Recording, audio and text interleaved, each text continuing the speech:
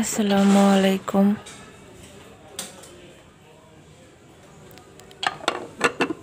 আজকে আবার একটা নিউ ভিডিও নিয়ে আসলাম।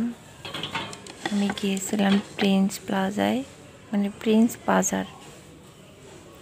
তো এখানে গিয়ে কাঠের অনেক জিনিস দেখেছি। মশলাদানিটা অনেক সুন্দর, এখানে বারবার দেখতেছিলাম। তো আবার এখানে একটু চুলাও দেখলাম। এই চুলাটা পছন্দ হয়েছে, দামও বেশি না, 9,000 সামথিং।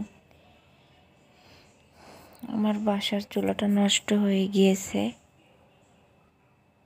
ভাবি চুলা কিনবো কিন্তু কেনা হয় না। এর আগে একবার গিয়েছিলাম কিন্তু কিনি নাই।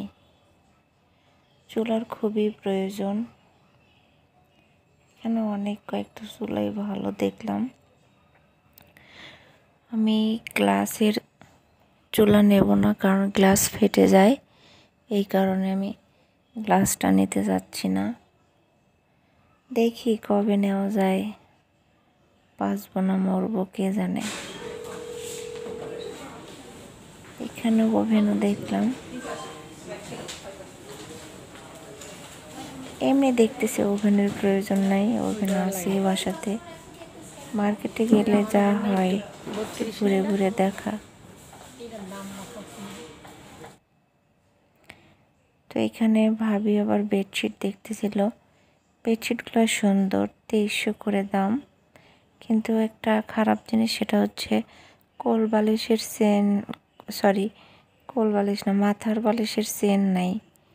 চেন না হলে দাম দিয়ে চাদর কিনে কোনো লাভ নাই, চেন হলে ভালো হয়। তো চাদরটা বেশ সুন্দর।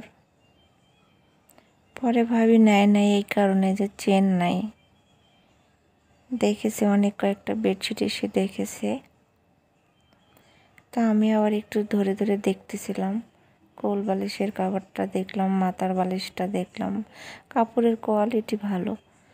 তো ওখান থেকে আসার পরে কিছুক্ষণ পরে স্কুল ছুটি হয়ে গিয়েছে। তো ভাবির ছেলের আবার বেল্টটা নষ্ট হয়ে গিয়েছে, জন্য অ্যাপেক্সে ঢুকে বেল্ট দেখতেছিল। তো এই যে বেল্টটা, এটা তো বড় মানুষের বেল্ট, কেটে ছোটো করে দিতে হবে।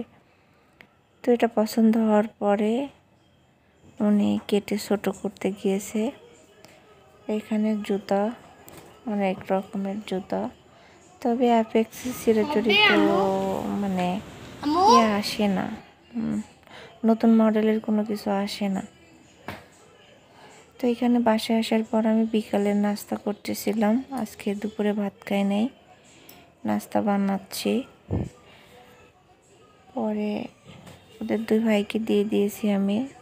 এটা প্যানকেক, দেখেন এটা অনেক ফুলে সুন্দর হয়েছে।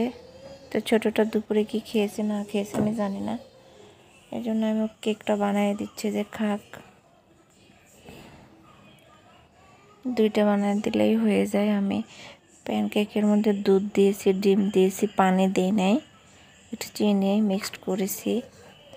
তো এইভাবেই আসলে বানানোটা সহজ। মিক্সার রেডিমেড থাকলে আসলে এগুলো করাটা সহজ হয়। তো আমি আবার এদিক থেকে কেটে দিচ্ছি, দিয়ে ওদেরকে দিয়ে দেব। তো সবাই ভালো থাকবেন, আল্লাহ হাফেজ। আমার জন্য দোয়া করবেন যেন সুস্থ থাকি।